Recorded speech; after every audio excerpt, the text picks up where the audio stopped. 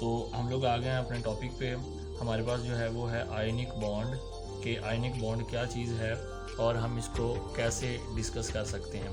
तो सबसे पहले आयनिक बॉन्ड का हमें पता होना चाहिए। आयनिक बॉन्ड जो है इसका नेम जैसे कि आयोनिक, आयनिक मतलब होता है आयंस, आयंस फॉर्मेशन।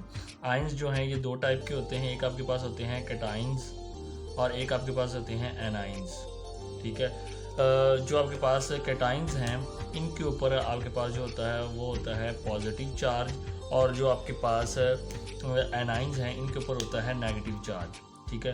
ये दो आयंस जब आपस में मिलते हैं तो आपके पास एक बॉन्ड बनता है जिसको हम बोलते हैं आयनिक बॉन्ड। ठीक है।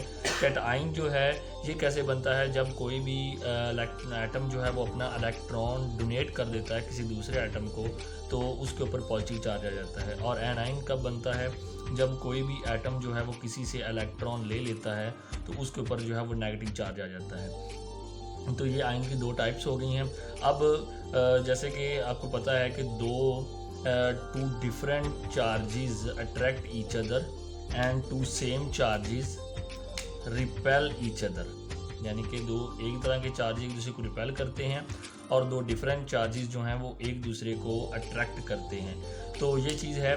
तो अब इसके अंदर आयनिक बॉन्ड के अंदर क्या होगा कि आपके पास एक एटम, फर्ज करें सपोज दैट आपके पास है एक ए एटम है और एक बी एटम है। ए अपना एक इलेक्ट्रॉन बी को दे देता है। इसमें क्या होगा कि जो ए है इसके ऊपर पॉजिटिव चार्ज आ जाएगा और बी के ऊपर जो है वो नेगेटिव चार्ज आ जाएगा। तो अब बी ए को अट्रैक्ट करेगा और ए जो है ये बी को अट्रैक्ट करेगा। इस तरह इनके दरमियान जो है एक बॉन्डिंग आ जाएगी, इसको हम बोलेंगे आयोनिक बॉन्डिंग। ठीक है। अब इसकी एक एग्जांपल जो है वो यहाँ पर मैं कोट करूँगा। वो एग्जांपल आपके पास क्या है, वो है जी सोडियम क्लोराइड की, यानी कि NaCl, खाने का नमक, जो कि आपके पास एग्जांपल के तौर पर आएगा। इसके अंदर जो आपके पास सोडियम है ये एक मेटल है, क्लोरीन जो है ये एक गैस है। अब सोडियम जो है इसके पास टोटल 11 इलेक्ट्रॉन्स होते हैं, क्लोरीन के पास 17 इलेक्ट्रॉन्स होते हैं।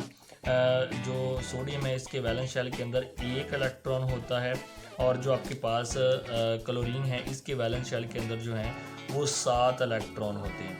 तो अब यहाँ पर जो सोडियम है ये अपना जो एक इलेक्ट्रॉन है इसको डोनेट कर देता है क्लोरीन को।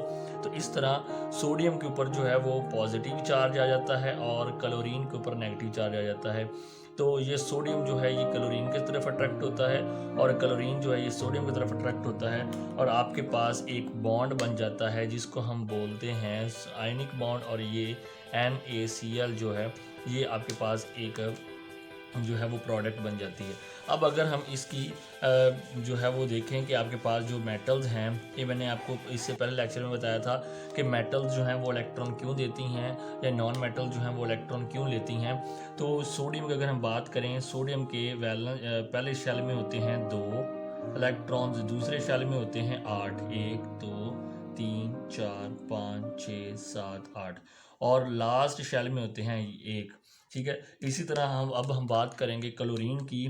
तो क्लोरीन के पहले शेल में होते हैं 2, दूसरे में होते हैं 8, 4 5 6 7 8 और लास्ट वाले में होते हैं 7, 1 2 3 4 5 6 7। इट मीन कि यानी कि ये टोटल इसके पास 17 इलेक्ट्रॉन जो हैं वो मौजूद हैं।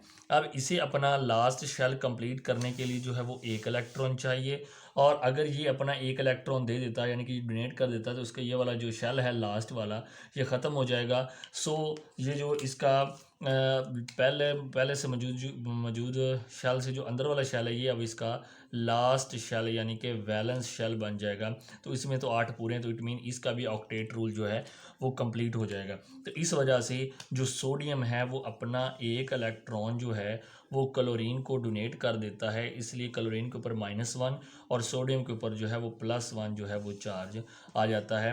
तो ये आपके पास जो है वो आयनिक बॉन्ड है। आयनिक बॉन्ड जो हैं ये आपके पास मेटल्स और नॉन मेटल्स के दरमियान बनते हैं और इसकी हम इस तरह डेफिनेशन कर सकते हैं कि when two atoms combine with each other in which one atom completely giving its electron to another atom, भी जिसके अंदर एक एटम मुकम्मल तौर पर अपने इलेक्ट्रॉन किसी दूसरे एटम को दे दे, तो उसको हम बोलते हैं वो आपके पास क्या है, आयनिक बॉन्ड है।